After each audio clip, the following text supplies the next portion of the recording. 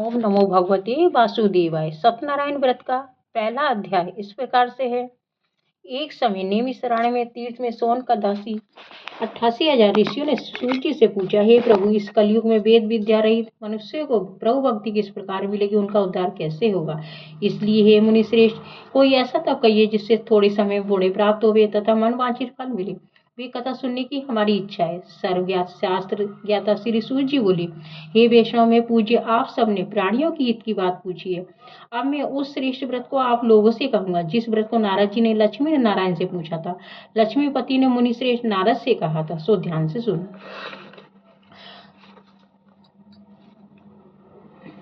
एक समय योगी राज नारद जी दूसरों की हित की इच्छा से अनेक लोकों में घूमते हुए मृत्यु लोक में आ पहुंचे। यहाँ अनेक योनियों में जन्मे हुए प्राय सभी मनुष्य को अपने कर्मों के द्वारा अनेकों दुखों से पीड़ित देखकर सोचा, किसी यत्न के करने से निश्चय प्राणियों के दुखों का नाश हो सकेगा। ऐसा मन में सोचकर विष्णु लोक को गए।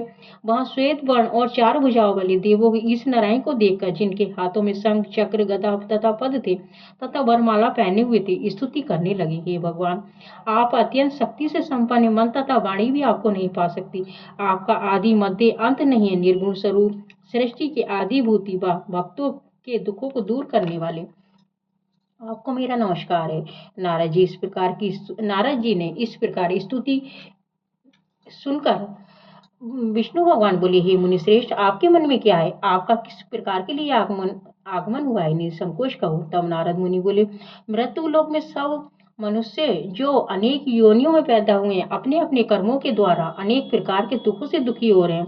हे नाथ, मुझ पर दया रखते हो तो बतलाइए, उन मनुष्यों के सब दुख थोड़े से प्रयत्न से कैसे दूर हो सकते हैं? श्री भगवान जी बोले, हे नारद, मनुष्य की भलाई के लिए तुमने बहुत अच्छी बात पूछी है।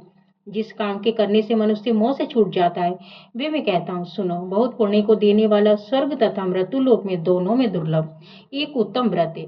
आज मैं प्रेम बस होकर तुमसे कहता हूँ, सत्यनारायण का ये व्रत अच्छी तरह विधि पूर्वक करके मनुष्य आयु पर्यंत यहाँ शुभ भोग कर मरने पर मोक्ष को प्राप्त होता है। श्री भगवान के वचन सुनकर नारद मुनि बोले, उस व्रत का फल क्या है, क्या विधान है, किसने ये व्रत किया था, किस दिन ये व्रत करना चाहिए, विस्तार से कहिए। भगवान बोले, दुख शोक आदि को दूर करने वाला, धन धान्य को बढ़ाने वाला, सौभाग्य तथा संतान को देने वाला, ये व्रत सब स्थानों पर विजय करने वाला है। भक्ति और श्रद्धा के साथ किसी भी दिन मनुष्य श्री सत्यनारायण की शाम के समय ब्राह्मणों और बंधुओं के साथ धर्म प्राण होकर पूजा करे। भक्ति भाव से नैवेद्य केले का फल, घी, दूध और गेहूं का चूर्ण सवाया लेवे। गेहूं के अभाव में साठी का चूर्ण, शक्कर तथा गुड़ ले और सब भक्षण योग्य पदार्थ जमा करा के भगवान को अर्पण कर देवे तथा बंधुओं सहित ब्राह्मणों को भोजन करावे। तो उसके पश्चात स्वयं भोजन करे। नित्य गीत आदि का आचरण कर सत्यनारायण भगवान का स्मरण करता हुआ समय व्यतीत करे। इस तरह व्रत करने पर मनुष्य की इच्छा निश्चय ही पूरी होती है। विशेष कर कली काल में भूमि पर यही मोक्ष का सरल उपाय है। कथा का दूसरा अध्याय। सूजी बोले, हे ऋषियों, जिसने पहले समय में इस व्रत को किया था उसका इतिहास कहता हूँ, ध्यान से सुनो। सुंदर काशीपुरी नगरी में एक अत्यंत निर्धन ब्राह्मण रहता था। वे भूख और प्यास से बेचैन हुआ नित्य पृथ्वी पर घूमता था। ब्राह्मणों से प्रेम करने वाला भगवान ने ब्राह्मण को दुखी देखकर बूढ़े ब्राह्मण का रूप धर उसके पास जा आदर से पूछा, हे विप्र, नित्य दुखी हुआ पृथ्वी पर क्यों घूमता है? हे श्रेष्ठ ब्राह्मण, ये सब मुझसे कहो, मैं सुनना चाहता हूँ। ब्राह्मण बोला, मैं निर्धन ब्राह्मण हूँ, भिक्षा के लिए पृथ्वी पर फिरता हूँ।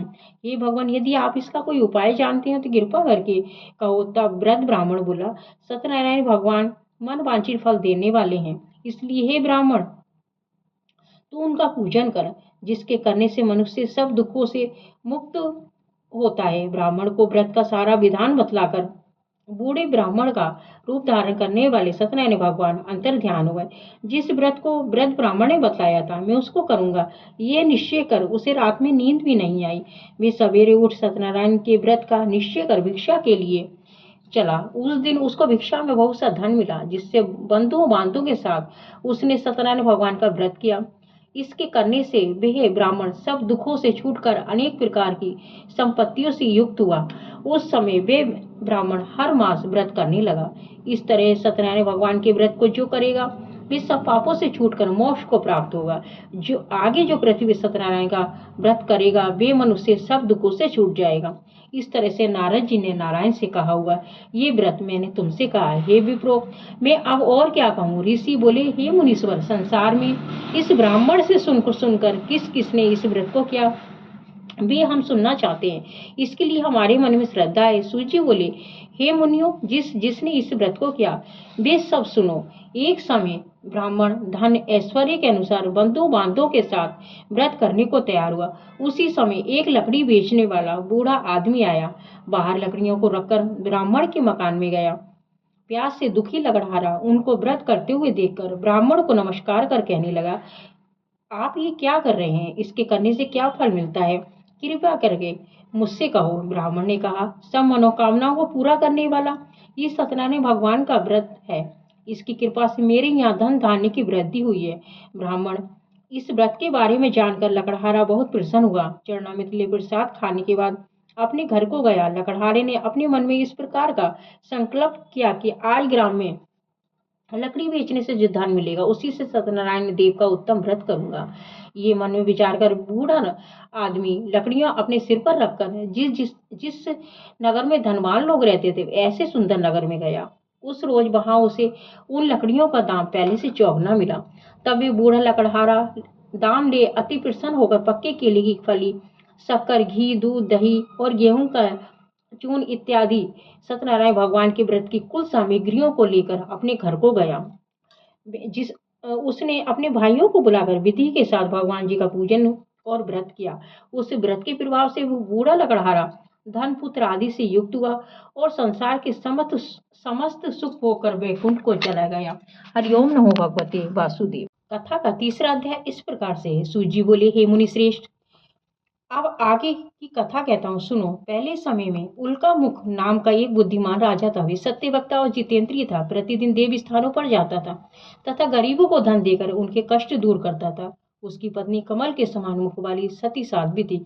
भद्रशिला नदी के तट पर उन दोनों ने श्री सत्यनारायण का व्रत किया।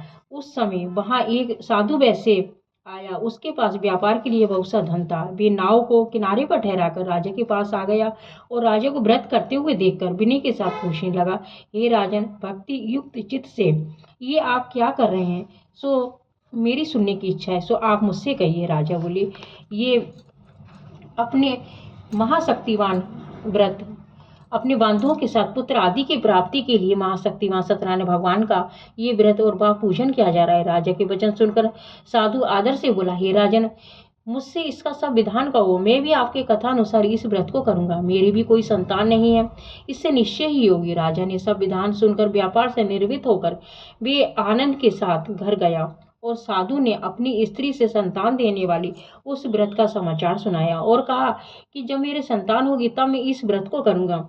साधु ने ऐसे वचन अपनी स्त्री लीलावती से कहे। एक दिन उसकी स्त्री लीलावती पति के साथ आनंदित हो सांसारिक धर्म में प्रवृत्त हो गए।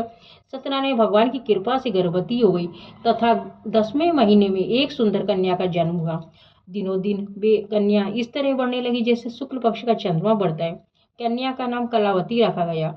तब लीलावती ने मीठे शब्दों में अपने पति से कहा, जो आपने संकल्प किया था कि भगवान का व्रत और वह पूजन करूंगा, आप उसे करिए। साधु बोला, हे प्रिय, इसके विवाह पर करूंगा। इस प्रकार अपनी पत्नी को आश्वासन दे वे नगर को गया। कलावती पितृगृह में वृद्धि को प्राप्त हो गई।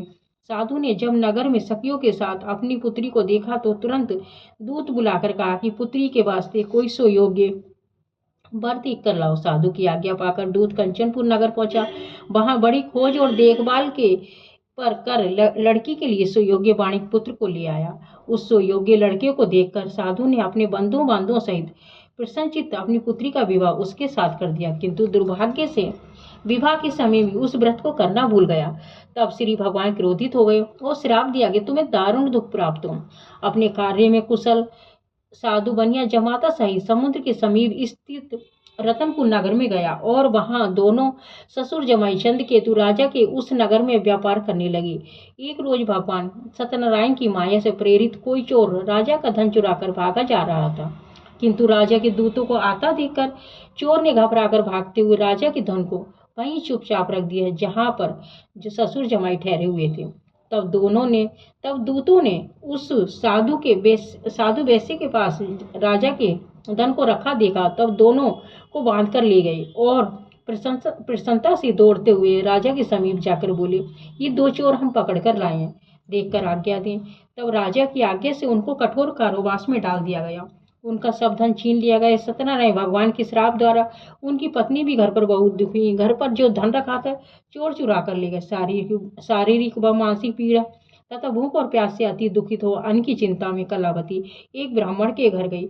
वहां उसने सत्यनारायण भगवान का व्रत होते हुए देखा, फिर कथा सुनी तथा प्रसाद ग्रहण कर रात को घर आई। माता ने कलावती से कहा, हे पुत्री, अब तक कहाँ रही? तेरे मन में क्या है? कलावती बोली, हे माता, मैंने एक ब्राह्मण के घर श्री सत्यनारायण भगवान का व्रत देखा है। कन्या के वचन सुनकर लीलावती भगवान के पूजन की तुरंत तैयारी करने लगी। लीलावती ने परिवार और बंधुओं सहित सत्यनारायण भगवान का पूजन किया और वर मांगा कि मेरे पति और दामाद शीघ्र आ जाए। साथ ही प्रार्थना की कि हम सबका अपराध क्षमा करो। सत्यनारायण भगवान इस व्रत से संतुष्ट हो गए और राजा चंद्रकेतु को सपन में दर्शन देकर कहा, हे राजन, दोनों वैश्य को प्रातः ही छोड़ दो। उनका सब धन जो तुमने ग्रहण किया है उन्हें दे दो, नहीं तो तेरा धन, राज्य, पुत्र आदि नष्ट कर दूंगा। राजा से ऐसे वचन सुनकर भगवान अंतर ध्यान हो गए। प्रातःकाल राजा चंद्रकेतु ने सभा में अपना स्वप्न सुनाया और फिर दोनों वाणी पुत्रों को कैद से मुक्त कराकर सभा में बुलाया। दोनों ने आते ही राजा को नमस्कार किया तथा मीठे वचनों से बोला, हे महानुभावो, भावी बस ऐसा कठिन दुख प्राप्त हुआ है, अब तुम्हें कोई भय नहीं है। ऐसा कहकर राजा ने उनको नए नए वस्त्र आभूषण पहनाए। उनका जितना धन लिया था उससे दूना धन देकर आदर सहित विदा किया। दोनों वैसे अपने घर को चल दिए। हरिओम नमो भगवते वासुदेवाय। कथा का चौथा अध्याय। इस प्रकार से सूजी बोले, वैश्य ने मंगलाचार करके यात्रा आरंभ की और अपने नगर को चला। उनके थोड़ी दूर निकलने पर दंडी वेशधारी सत्यनारायण ने उनसे पूछा, हे साधु, तेरी नाव में क्या है? अभिमानी वाणी हंसता हुआ बोला, हे दंडी, आप क्यों पूछते हैं? क्या धन लेने की इच्छा है? मेरी नाव में तो बेल और पत्ते भरे हुए हैं। वैश्य का कठोर वचन सुनकर भगवान ने कहा, तुम्हारा वचन सत्य हो। दंडी ऐसा कहकर वहां से दूर चले गए और कुछ दूर जाकर समुद्र के किनारे बैठ गए। दंडी के जाने पर वैश्य ने नित्य क्रिया करने के बाद नाव को ऊंची उठी देखकर अचंभा किया और नाव में बेल पत्ते आदि देखकर मूर्छित हो जमीन पर गिर पड़ा। फिर मूर्छा खुलने पर अत्यंत शोक प्रकट करने लगा। तब उसका दामाद बोला, आप शोक ना करें, ये दंडी का श्राप है, अतः उनकी शरण में चलना चाहिए, तभी हमारी मनोकामना पूर्ण होगी। दामाद के वचन सुनकर वे दंडी के पास पहुंचा और अत्यंत भक्ति भाव से नमस्कार करके बोला, मैंने जो आपसे असत्य वचन कहे थे उनको क्षमा करो। ऐसा कहकर महान शोकातुर हो रोने लगा। तब दंडी भगवान बोले, हे वाणी पुत्र, मेरी आज्ञा से तुम्हें बार बार दुख प्राप्त हुआ है, तू मेरी पूजा से विमुख हुआ है। साधु बोले, हे भगवान, आपकी माया से मोहित ब्रह्मा आदि आपके रूप को नहीं जानते, तो मैं अज्ञानी कैसे जान सकता हूँ? आप प्रसन्न होइए, मैं सामर्थ्य के अनुसार आपकी पूजा करूंगा। आप मेरी रक्षा करो, पहले के समान नौका में धन भर दो। उसके भक्ति युक्त वचन सुनकर भगवान प्रसन्न हो उसकी इच्छा अनुसार वर देकर अंतर ध्यान हो गए। तब उन्होंने नाव पर आकर देखा तो नाव धन से परिपूर्ण है और वे फिर भगवान सत्यनारायण का पूजन कर साथियों सहित अपने नगर को चला। अब अपने नगर के निकट पहुंचा, तब दूत को घर भेजा। दूत ने साधु के घर जाकर उसकी स्त्री को नमस्कार कर कहा, साधु अपने दामाद सहित नगर के समीप आ गए हैं। ऐसा वचन सुनकर साधु की स्त्री बड़े हर्ष के साथ सत्यदेव का पूजन कर पुत्री से कहा, मैं अपने पति के दर्शन को जाती हूँ, तू कार्य पूर्ण कर शीघ्र आ। माता के वचन सुनकर कलावती प्रसाद छोड़कर पति के पास गई और प्रसाद की अवज्ञा के कारण सत्यदेव रुष्ट हो गए और उसके पति को नाव सहित पानी में डुबो दिया। कलावती अपने पति को न देखकर रोती हुई जमीन पर गिर पड़ी और इस तरह से नौका पर डूबा हुआ देखकर कन्या को रोता हुआ देखकर साधु दुखित हो बोला, हे प्रभु, मुझसे या मेरे परिवार से जो भूल हुई है उसे क्षमा करो। उसके दीन वचन सुनकर सत्यदेव प्रसन्न हो गए और आकाशवाणी हुई कि हे साधु, तेरी कन्या मेरे प्रसाद को छोड़कर आई है, इसलिए इसका पति अदृश्य हुआ है। यदि वे घर जाकर प्रसाद खाकर लौटे तो उससे पति अवश्य मिलेगा। ऐसी आकाशवाणी सुनकर कलावती ने घर पहुंचकर प्रसाद खाया, फिर आकर पति के दर्शन किए। तत्पश्चात साधु ने बंधु बांधवों सहित सत्यदेव का विधि पूर्वक पूजन किया। उस व्रत से वह पूर्णिमा को सत्यनारायण भगवान का पूजन करने लगा। और वे इस लोक को शुभ होकर अंत में स्वर्ग लोक गया। कथा का 5वां अध्याय इस प्रकार से है। सूत जी बोले, हे ऋषियों, मैं और भी कथा कहता हूँ, सुनो। प्रजा पालन में लीन त्वंग का नाम का एक राजा था।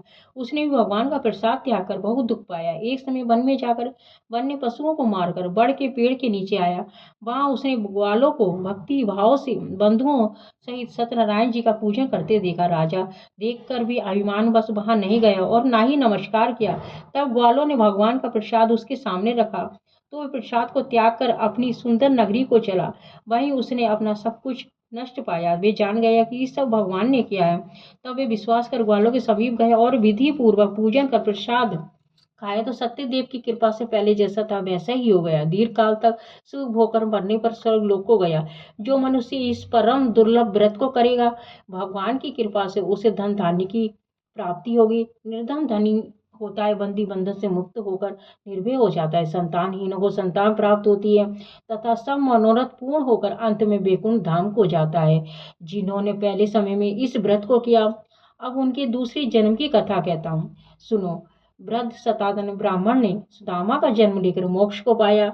उल्का मुख नाम के राजा दशरथ ने वैकुंठ को प्राप्त किया। साधु नाम के वैश्य ने मोर ध्वज बनकर अपने पुत्र को आर्य से चीरकर मोक्ष को प्राप्त किया।